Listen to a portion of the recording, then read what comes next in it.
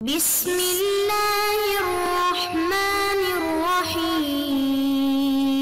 السلام علیکم ورحمۃ اللہ وبرکاتہ۔ بسم اللہ الرحمن الرحیم۔ عزیز طلباء کرام، اسلام اور جدید فکر مغرب کا آج 25واں سبق ہے۔ آج کے سبق کا عنوان ہے تحریک استشراق کے مقاصد و اہداف، حصہ اول۔ آج کے سبق میں انشاءاللہ ہم سب سے پہلے گزشتہ سبق یعنی سبق نمبر 24 کا خلاصہ دیکھتے ہیں۔ اس کے بعد انشاءاللہ ہم آج کا سبق باقاعدہ طور پر شروع کرتے ہیں۔ اب ہم چلتے ہیں سبق نمبر 24 کے خلاصے کی طرف۔ سبق نمبر 24 میں ہم نے تحریک استشراق کے کچھ اسباب اور محرکات دیکھے تھے کہ فطری جستجو تھی، تحقیق اور تلاش کی، اسی طرح دونوں میں تاریخی اور تہذیبی جنگ تھی، مسلمانوں میں اور غیر مسلموں میں، آپس میں مذہبی مخاصمت بھی تھی، اور کچھ تجارتی ضروریات بھی تھی کہ انہوں نے اپنی مصنوعات مسلمانوں کو بیچنی تھی، اور معاشی فوائد بھی بہت حاصل ہوتے تھے اسلامیات کا مطالعہ کرنے والوں کو، سیاسی ضروریات بھی تھی، اور اسی طرح استعماری مقاصد بھی انہوں نے پورے کرنے تھے۔ اس کے ساتھ ساتھ کچھ لوگوں کا علمی مزاج تھا، اس مزاج کی وجہ سے اسلامیات کا مطالعہ کیا۔ کچھ ایسے نظریات تھے جنہوں نے عیسائیت پر سوالات اٹھائے تھے، تو پھر اسلامیات کا مطالعہ شروع ہوا تاکہ عیسائیت کو دلائل سے سہارا دیا جا سکے۔ اب ہم چلتے ہیں آج کے سبق کی طرف کہ کون سے ایسے مقاصد ہیں جنہیں حاصل کرنے کے لیے یا جن اہداف کو پورا کرنے کے لیے استشراق کی تحریک شروع کی گئی۔ ان میں پہلا جو مقصد ہے وہ ہے اسلام کی مقبولیت کو کم کرنا۔ اسلام مضبوط علمی اور عقلی بنیادوں پر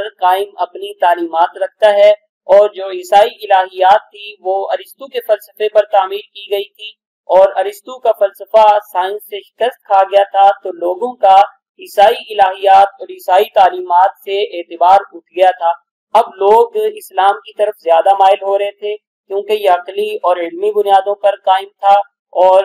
اس کا غلبہ بھی تھا اس دور میں، اور اس کی جو تہذیب تھی وہ بہت زیادہ مالا مال تہذیب تھی، اور اس میں علمی ذخیرہ بھی بہت زیادہ تھا، اور نکھری ہوئی مباحث اور نکھری ہوئی تعلیمات تھی۔ جبکہ عیسائی تعلیمات میں نہ تو عقلی رنگ اتنا موجود تھا اور نہ وہ کسی مضبوط علمی بنیاد پر قائم تھی، تو لوگوں میں عیسائیت کو چھوڑ کر اسلام قبول کرنے کا رجحان زیادہ ہوا، تو عیسائی ماہرین نے، عیسائی مذہبی مفکرین نے اسلام کی مقبولیت کو کم کرنے کی کوشش کی، تو اس مقصد کے لیے بھی استشراق کا آغاز ہوا، اور یہ تحریک استشراق کا ایک مقصد تھا کہ اسلام کی قبولیت کو کم کیا جا سکے۔ چنانچہ اسلام اور مستشرقین میں مولانا سلمان شمسی ندوی لکھتے ہیں کہ ان مستشرقین نے جو تحریک شروع کی اس کا بنیادی مقصد یہ ہے کہ اسلام کو اپنے اعتراضات کا نشانہ بنا کر مجروح کیا جائے، اس کی حسین و معصوم تصویر کو بگاڑا جائے، اس کے حقائق میں تحریف ہو، بھولے بالے عوام ان کی دینی بزرگی اور قیادت کے آگے سر ٹیک دیں۔ اسلام جو اس وقت مسیحیت اور عیسائیت کا انتہائی دشمن ہے، وہ ایسا دین ہے جو نشر و اشاعت کا مستحق نہیں۔ اسلام کے نام لیوا خون ریز ڈاکوؤں اور اچکوں کی ٹولی ہے، جن کا دین انہیں جسمانی عیش کوشی پر آمادہ کرتا ہے اور کسی بھی روحانی بلندی سے دور اور بے تعلق ہے۔ آگے پھر انہوں نے اس بات کی وضاحت کی ہے کہ آگے جا کر مزید اس بات کی ضرورت پیدا ہو گئی تھی کہ اسلام کی مقبولیت کو کم کیا جائے، کیونکہ جو عیسائی تعلیمات تھی اور عیسائی الہیات تھی وہ آگے جا کر سائنس سے ہم آہنگی کرنے کے چکر میں اپنی جو اصل روح تھی وہ کھو بیٹھی تھی، اور کلیسا نے اپنے مذہب کو سائنس سے ہم آہنگ کرنے کے لیے اس میں تبدیلیاں کرنا شروع کر دی تھی، تو جو رہی صحیح الہیات موجود تھی وہ بھی باقی نہیں رہی، تو پھر لوگ اسلام کی طرف زیادہ مائل ہونا شروع ہوئے۔ تو اس بات کی ضرورت سامنے آئی کہ اسلام کی مقبولیت کو کم کرنے پہ زیادہ زور دیا جائے، تو ایک اہم مقصد تو یہ تھا۔ اس کے بارے میں اسلام اور مستشرقین میں ڈاکٹر حافظ محمد زبیر مزید لکھتے ہیں کہ مغرب میں اسلام کے پھیلاؤ کو روکنا اور عیسائی دنیا کو مسلمان ہونے سے بچانا تحریک استشراق کے اہم مقاصد میں سے ہے۔ اس مقصد کے تحت مستشرقین کی ایک بڑی تعداد نے اپنی تحقیقات کے ذریعے مسلمانوں اور اسلام کے بارے میں اہل یورپ کے دلوں میں نفرت، بغض اور تعصب کو جنم دیا۔ اس دور میں روڈی پارٹ جو مستشرق ہے اس نے یہ بھی لکھا ہے کہ ازمینہ وسطیٰ میں عیسائیوں کی ایک بڑی تعداد علوم اسلامیہ کی طرف اس لیے متوجہ ہوئی کہ دین اسلام اور پیغمبر اسلام صلی اللہ علیہ وسلم کی شخصیت کو مسخ کر سکے، کیونکہ ان کا یہ ذہن بن چکا تھا کہ جو دین بھی مسیحیت کے خلاف ہے اس میں کوئی خیر نہیں ہو سکتی۔ اسی طرح اور بہت سے ایسے شواہد ملتے ہیں جن سے یہ معلوم ہوتا ہے کہ مستشرقین کی زیادہ تر جو کوشش تھی اور جو اہم مقصد تھا استشراق سے، وہ یہ تھا کہ اسلام کی مقبولیت کو کم کیا جا سکے۔ اسلام کے ساتھ مستشرقین کا جو رویہ تھا، اس رویے سے بھی یہ بات سامنے آتی ہے کہ وہ اسلام کی مقبولیت کو کم کرنا چاہتے تھے۔ تو یہ ان کا ایک اہم مقصد تھا کہ اسلام کی مقبولیت کو کم کیا جا سکے تاکہ لوگ عیسائیت سے زیادہ متنفر نہ ہوں اور اسلام کو زیادہ جلدی قبول نہ کریں اور زیادہ بڑی تعداد میں بھی اسلام قبول نہ کریں۔ تو دوسرا جو مقصد تھا وہ یہ تھا، جیسے ابھی پہلے ہم نے عرض کیا کہ جو اسلامیات تھی وہ باقاعدہ علمی اور عقلی بنیادوں پر قائم تھی اسلامی تعلیمات، اور جو عیسائی الہیات تھی وہ عقلی اور علمی بنیادوں پر استوار نہیں تھی۔ ارسطو کا جو فلسفہ تھا جس کی بنیاد پر عیسائی الہیات کو تعمیر کیا گیا تھا، وہ سائنس سے شکست کھا گیا تھا۔ تو عیسائی جو تصورات تھے ان کو سہارا دینے کے لیے، عیسائی تعلیمات اور الہیات کو سہارا دینے کے لیے اسلامی تعلیمات سے بہت کچھ اخذ کرنا پڑا۔ تو اس وجہ سے بھی انہوں نے ضرورت محسوس کی، اور ان کا ایک اہم مقصد یہ تھا کہ اسلام کا مطالعہ کیا جائے اور جو اسلامی تعلیمات ہیں اور ان کا جو پس منظر ہے یا ان کی جو علمی اور عقلی بنیاد ہے، وہ بنیاد اخذ کر کے اپنی الہیات کو ان علمی اور عقلی بنیادوں سے سہارا دیا جا سکے۔ تو یہ بھی ایک اہم مقصد تھا کہ عیسائیت کو اسلامی تصورات سے سہارا دینا۔ اس کے بارے میں ایک جرمن مستشرقہ ہے سیگریٹ ہونکے، انہوں نے ایک کتاب لکھی تھی جس کا سرورق آپ کے سامنے ہے۔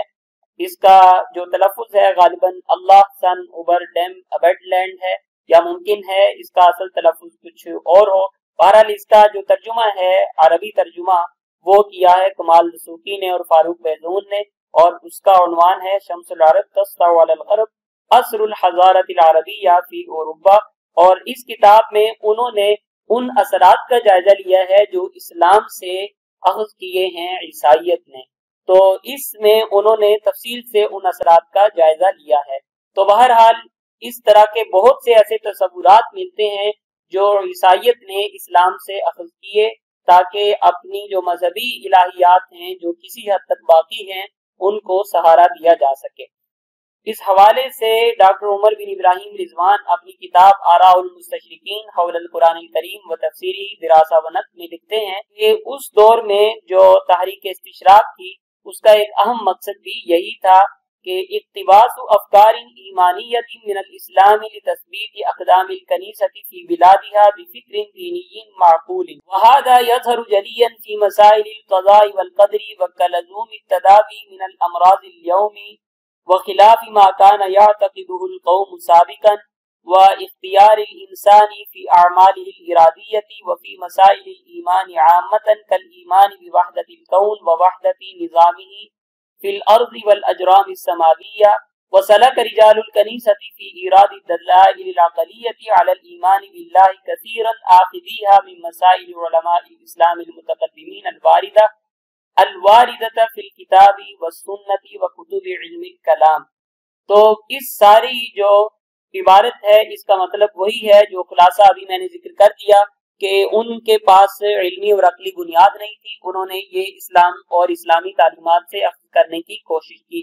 تو یہ ایک اہم مقصد تھا استشراق کا کہ عیسائی تصورات کو اسلامی تصورات سے سہارا دیا جا سکے۔ تو اس سلسلے میں جو اہم تصورات تھے جو انہوں نے اسلامیات سے اخذ کیے وہ تقدیر کا، قضاء اور قدر کا مسئلہ ہے۔ قضاء اور قدر کا جو مسئلہ تھا وہ عیسائیت میں اتنی عقلی اور علمی بنیادوں پہ استوار نہیں تھا جتنا معقول اور علمی بنیادوں پہ استوار تصور اسلامیات میں ہے۔ تو انہوں نے اسلامیات سے تقدیر کے جو مسائل ہیں وہ بھی اخذ کیے تاکہ عیسائیت میں جو تقدیر کے مسائل ہیں انہیں عقلی طور پر لوگوں کے لیے قابل قبول بنایا جا سکے۔ اسی طرح انہوں نے دوسرا کام یہ کیا کہ جو عیسائیت کے عقائد تھے بالخصوص یا اور جو تصورات تھے ان کے بارے میں اسلامی عقائد سے جو مشترک عقائد تھے ان سے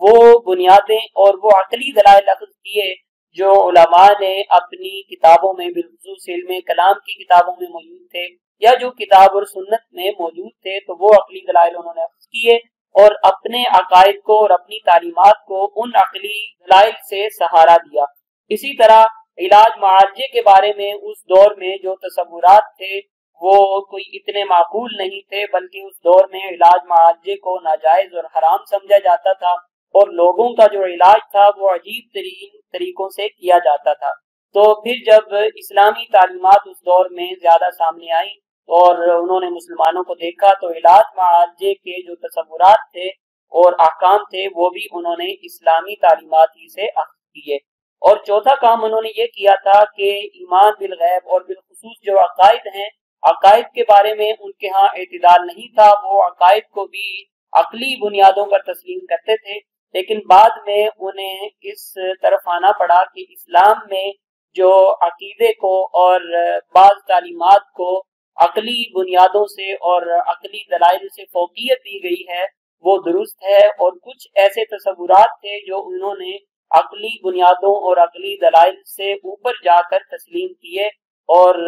جو عقلی بنیادیں تھیں ان سے ان کی وضاحت تو کی ہے، لیکن ایمان بالغیب اور اس طرح کے جو دوسرے تصورات تھے ان کی بنیاد انہوں نے عقل کو نہیں بلکہ نقل یعنی جو مذہبی متون میں عبارتیں آئی ہیں ان کو بنایا ہے۔ تو بہرحال عیسائیت کو سہارا دینے کے لیے اسلامی تعلیمات سے بہت کچھ اخذ کرنا بھی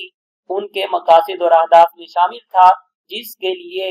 تحریک استشراق شروع کی گئی۔ تو جو اگلا مقصد تھا ان کا وہ تھا کہ اسلامیات کے نصاب کو خود طے کرنا اور اسلامیات کے نصاب پر اثر انداز ہونا۔ چنانچہ اس کے بارے میں اسلام المستشرقین میں ڈاکٹر حافظ محمد زبیر لکھتے ہیں، سعد عبد الرحمن میدانی کا کہنا ہے کہ یورپ کی اکثر یونیورسٹیوں میں علوم اسلامیہ اور علوم عربیہ کا تعلیمی نصاب، منہج اور طریق تدریس طے کرنے والے متعصب مستشرقین یا تنصیری ہیں۔ تنصیری وہ لوگ ہیں جو صرف اس وجہ سے اسلامیات کا مطالعہ کرتے تھے کہ لوگوں کو، مسلمانوں کو نصرانی یعنی عیسائی بنایا جا سکے۔ تو بہرحال اس سے بھی معلوم ہوتا ہے کہ انہوں نے اسلامی شعبہ جات کے جو نصاب تھا اس پر اثر انداز ہونے کی کوشش کی ہے۔ تو یہ کچھ مقاصد اور اہداف تھے جو انہیں مقصود تھے اور جنہیں حاصل کرنا تھا تحریک استشراق سے، اور ان میں سے کچھ ایسے مقاصد تھے کہ انہیں حاصل بھی کیا انہوں نے، یعنی اسلام کی مقبولیت ایک دور میں کسی حد تک کم بھی ہوئی، لیکن پھر جب علماء نے جواب دینا شروع کیا تو اسلام کی مقبولیت بڑھنا شروع ہوگی۔ اسی طرح انہوں نے عیسائیت کے جن تصورات کو اسلامی تصورات سے سہارا دینا تھا اس میں بھی انہوں نے کامیابی حاصل کی اور بہت سے مسائل انہوں نے اخذ کیے، اور جو اسلامی شعبہ جات کے نصاب پر اثر انداز ہونا تھا اس میں بھی وہ کسی حد تک بلکہ کافی حد تک کامیاب رہے۔ جزاکم اللہ خیرا۔ السلام علیکم۔